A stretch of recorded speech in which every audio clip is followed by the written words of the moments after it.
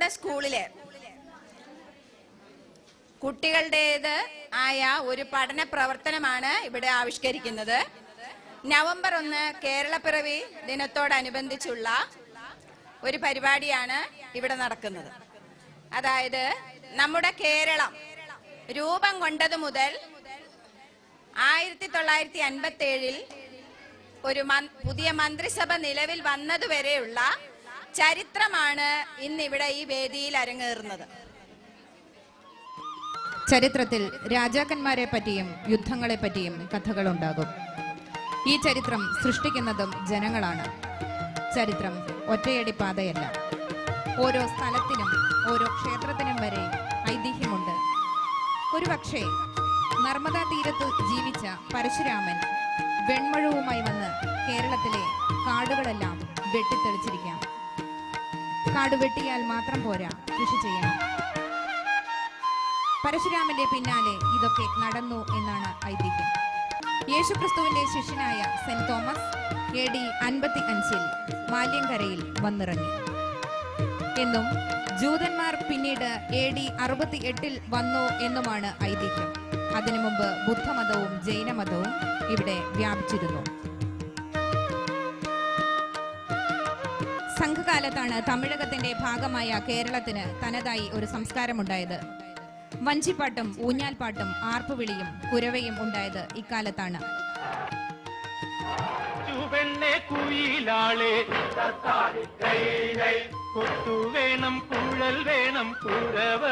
ആര്യന്മാരുടെയും ബുദ്ധന്മാരുടെയും ജൈനന്മാരുടെയും ക്രിസ്തുമതം യഹൂദമതം എന്നിവയുടെയും ആശയങ്ങൾ ലയിച്ചേർന്നു. ഇവയുടെ എല്ലാം ലാഞ്ചനകൾ കേരള സംസ്കാരത്തിൽ കാണാം.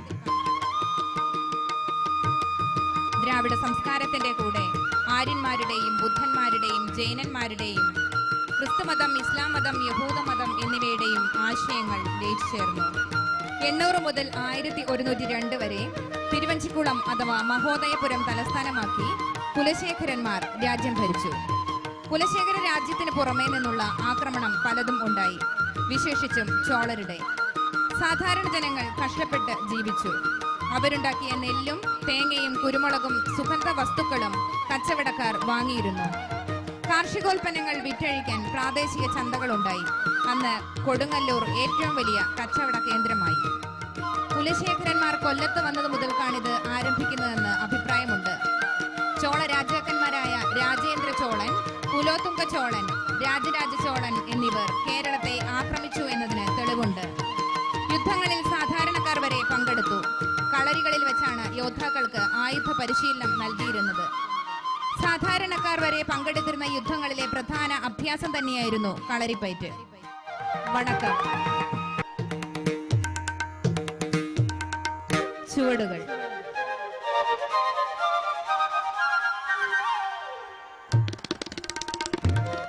അടുത്തത് മുച്ചാൻ പയറ്റ്.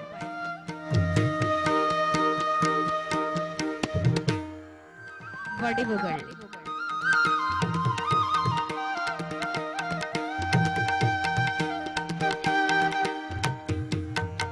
നടുവടിപ്പയറ്റ്,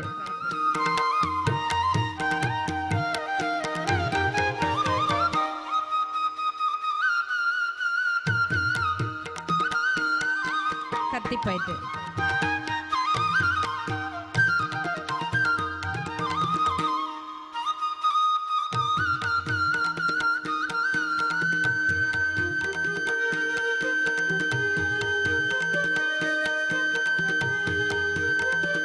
കൈപ്പോര്,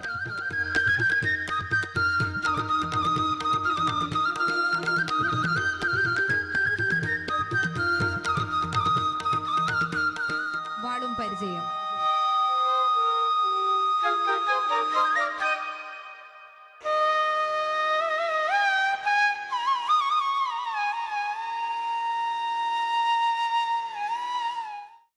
മലയാള ഭാഷ രൂപം കൊണ്ടത് 9ാം നൂറ്റാണ്ടിലാണ്.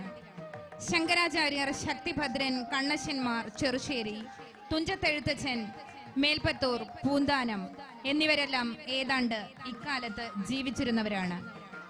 മലയാള ഭാഷയെ തമിഴിന്റെയും സംസ്കൃതത്തിന്റെയും പിടിയിൽ നിന്ന് വിടുവിച്ച് ഒരു സ്വതന്ത്ര ഭാഷയാക്കിയെടുത്തത് ഭാഷാപിതാവായ എഴുത്തച്ഛനായിരുന്നു. ആര്യ സംസ്കാരവും ദ്രാവിഡ സംസ്കാരവും യോജിച്ചതോടെ ജനജീവിതത്തിൽ അത് പല മാറ്റങ്ങളും വരുത്തി. പഴയ പേരുകളായ ചിലമ്പൻ, കൊലുമ്പൻ, ഉദിയൻ, ആദൻ എന്നിവ മാറി രാമനും കൃഷ്ണനും മറ്റുമായി.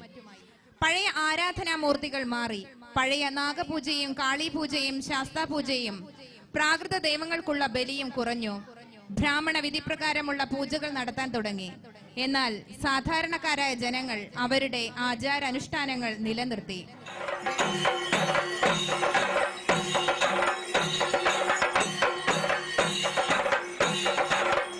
ജാതി വ്യത്യാസങ്ങൾ അധികമായി. മുൻകുടുമ കേരളത്തിന്റെ പ്രത്യേകതയാണ്. പുരുഷന്മാരും കുടുമ വളർത്തിയിരുന്നു.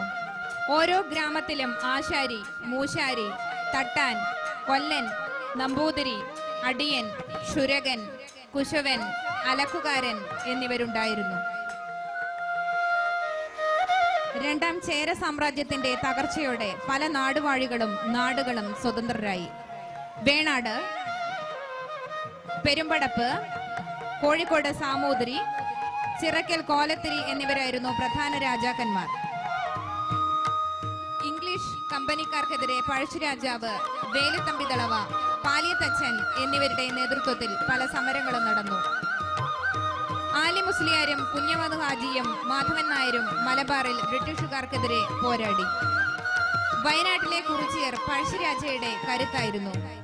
വിദേശ വാഴ്ചയ്ക്കെതിരായി നടന്ന ചെറുക്കു സമരങ്ങളുടെ ഒരു നീണ്ട നിര തന്നെയായിരുന്നു. ദേശീയ സ്വാതന്ത്ര്യ പ്രസ്ഥാനത്തിന്റെ ഭാഗമായി കേരളത്തിൽ ഐത്തത്തിനെതിരായ സമരവും നടന്നിരുന്നു. പുതിയ സംസ്കാരത്തിന് വേണ്ടി പടയൊരുക്കിയ നേതാക്കൾ നവോത്ഥാന പ്രസ്ഥാനത്തിന്റെ വക്താക്കൾ ആയിരുന്നു. ജാതീയമായ ഉച്ചനീതിത്വങ്ങൾ നിറഞ്ഞ കേരളത്തെ ഒരു ഭ്രാന്താലയമാണോ എന്ന് സ്വാമി വിവേകാനന്ദൻ വിളിച്ചിരുന്നു. ശ്രീനാരായണ ഗുരു, സഹോദരൻ അയ്യപ്പൻ, ചട്ടമ്പി സ്വാമികൾ, അയ്യങ്കാളി എന്നിവർ ആ നവോത്ഥാന പ്രസ്ഥാനത്തിൽ വിസ്മരിക്കപ്പെടാത്തവർ തന്നെയാണ്. വിവിധ ജാതികളും മതങ്ങളും ചേർന്ന് കേരളത്തിൽ വ്യത്യസ്തമായൊരു സംസ്കാരം രൂപപ്പെട്ടു. അതോടൊപ്പം പുതിയ കലാരൂപങ്ങളും രൂപം കൊണ്ടു. അതിൽ ഒന്നായിരുന്നു തിരുവാതിരക്കളി അഥവാ കൈകൊട്ടിക്കളി.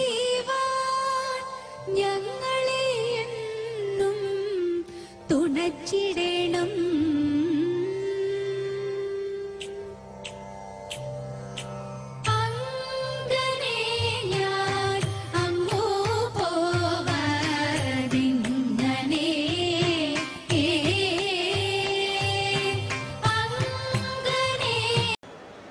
മാർഗംകളി.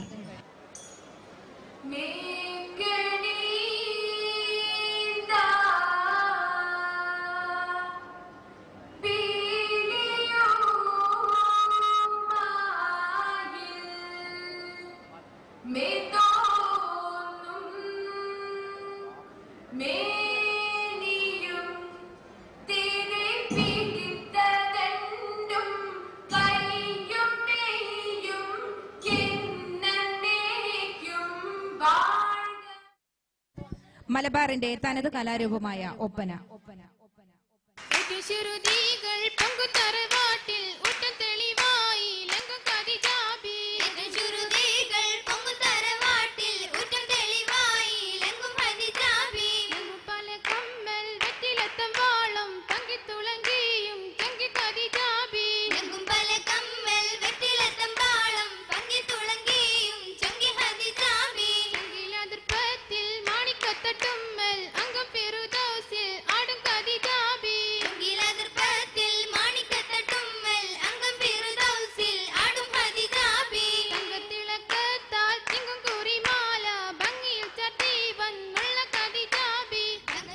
ഖൈറുൽ വറായ സയ്യിദി കരുണക്കടൽ മുഹമ്മദ് ഖൈറുൽ വറായ സയ്യിദി കരുണക്കടൽ മുഹമ്മദ് അർവാഹുകൾ കദീപദി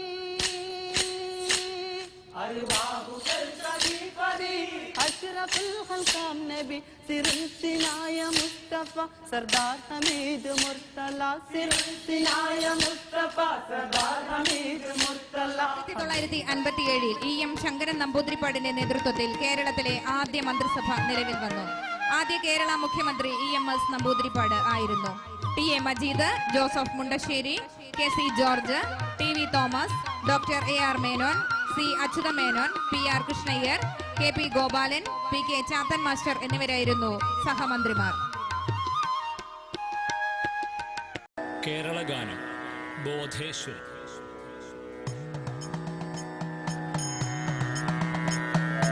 जय जय कोमल केरल धरणि जय जय मा